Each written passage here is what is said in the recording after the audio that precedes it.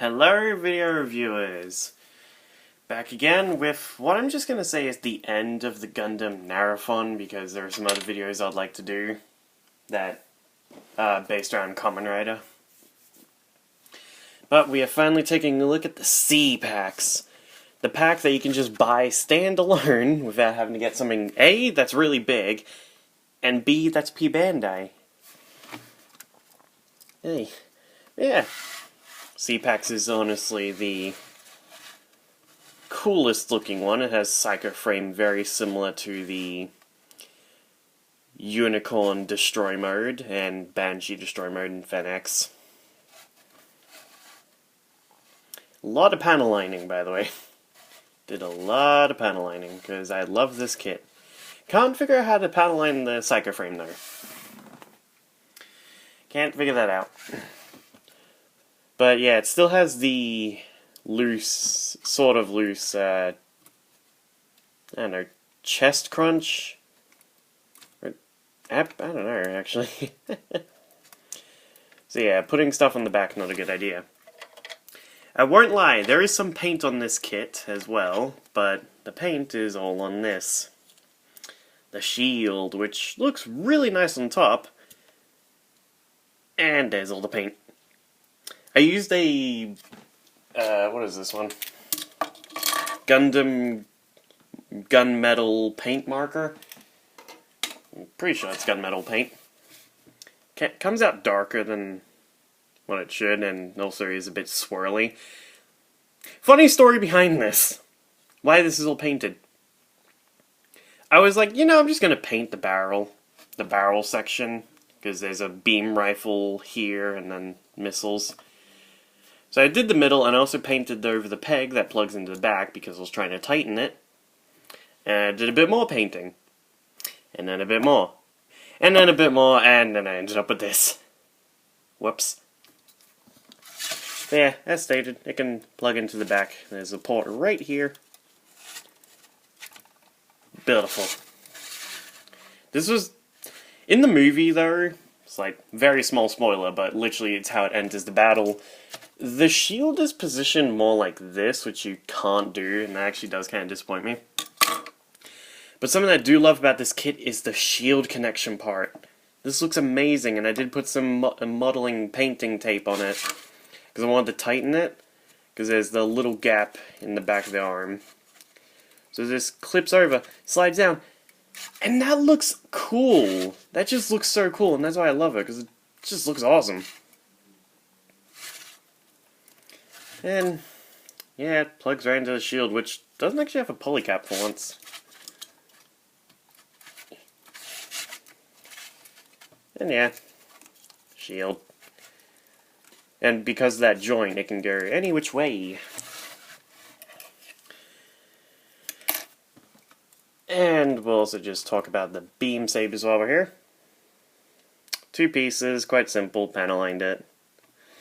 But what's actually really interesting though is the beam effect comes on the exact same tray as the Psycho Frame. I'll just get rid of the narrative right now.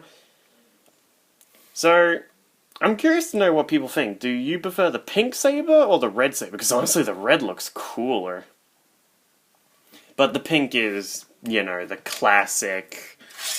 That's what Gundam always use, and yeah, same problem with a lot of beam sabers. Square, hole, round. So if I do this, there we go. It actually was in there tight for once. Huh. I always have trouble with the round beam sabers falling out. Yeah, you can tell that that part is in there quite snugly. Hey. Come on. Off. Come on. Yeah, I didn't even realize how tight that was. It tore the beam saber in half. And this just goes back right up here. Something I've also noticed is the wrist, only on this arm for some reason, is loose.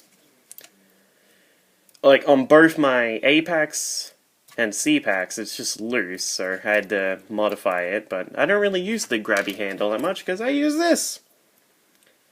The beam rifle, which is a... it's not a Jester's, it's a Jeggins beam rifle that's been modified. I checked the wiki, and I did not know this, but the barrel section right up here, not the barrel, the scope and the barrel come from the beam magnum, which, in case you don't know what that is, the beam magnum is the Unicorn's beam rifle, which is the one that is the equivalent of firing 4 beam rifles at once and breaks Mobile Suit's arms. So yeah, it's quite nice. I do really enjoy this beam rifle. And yeah, I painted the ball joint, and it's still a bit loose, but it's tight. Nice and tight. So the C-Packs is an amazing kit. I literally cannot recommend it enough. It's really good, and like the armor parts for the lower arms and the entire legs, you can just not put them on and just leave this thing skeletal looking. And there are, because I take images of when I'm building Gunpla, not all the time, but I take images as I'm like doing the build process, because I like to take breaks now instead of just slamming it all out in one go. There are images on my Facebook that my family gets to see of literally this thing barely armored, and it just looks so nice that way. I'm tempted to get another C-Packs just so I can do the half-armored, but I mean, if they release a C-Packs that comes with green Psycho Frame, or grey for deactivated, or... Did I say blue yet? No, I haven't. If they do blue, I'll definitely buy it. Like, even if it was P-Band, I want another one of this kit, because it's just so good and nice. Yeah, the articulation. Double joints in the neck, the one down here, on the top. So you can do some, as a YouTuber I watch likes to say, giggity giggity. There's a swing out joint here in the arm, which I actually panel lined the inside of, because I had nothing better to do. Which, actually, if I tear this off, yep, you can see that. So there's even inside detail, which I do really enjoy.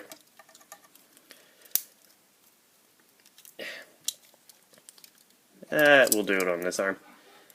The arm comes up separately from the shoulder, but everything's attached to the shoulder. So swivel, 360. Swing out cap. The swing out polycap allows it to go that high. A rotation at the upper arm. Elbow bend, still good, in my opinion. Rotation there. Ball jointed wrist, so does a lot of stuff that you need it to do. I just gotta reorientate it. As I said, yeah, the double joints. Oh, and fun fact, these little red bits right here in the ribcage area, oh, and actually I'll point it out with the beam saber, right here, those are Vulcan machine guns. On the Unicorn, they're up on the shoulders. On the Narrative, armpit. Yeah. Good rotation. Skirt armor obviously moves independently if you cut it. That's the second time I did that, isn't it? Because I'm pretty sure I did that in the Apex. Respectable, at least. Alright. Definitely a good knee bend. Swivel here. Ankle articulation is quite good. It's got a joint up here and the joint down here. And even the gray part can wiggle around. Now, just like how the beam sabers can store on the backpack, or on the butt if you have the A-packs and B-packs, the beam rifle can store right here, which is a part I had to modify. I literally glued on a towel antenna from Warhammer, because I would literally tap the beam rifle this way by accident and it would just come all the way off, and it was annoying me. But yeah, beam rifle attaches there, obviously without the hand. But I just keep the hand on because I like to use the beam rifle.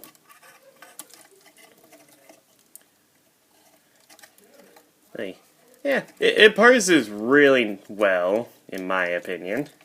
And it also looks really nice, in my opinion. I would definitely recommend a narrative Gundam to anyone. And a bit of a size comparison, because I'm proud of it. That's a normal gym. Yeah, and these mobile suits get bigger. The Sazabi and the Silver Bullet Suppressor are taller, way taller. And the Sinanju, if I'm not correct, is also taller. But yeah, oh man. Like, some mobile suits are not kidding around when they get bigger. Unless you go further into the UC timeline, like F91 and, what was it, Turn A as well. They are shorter, and that's honestly kind of disappointing. Narrative is taller, worth it. So maybe if you want to, like, comment, subscribe. You're definitely going to need to hit that bell there at this point, honestly, with how randomly I upload. Sorry.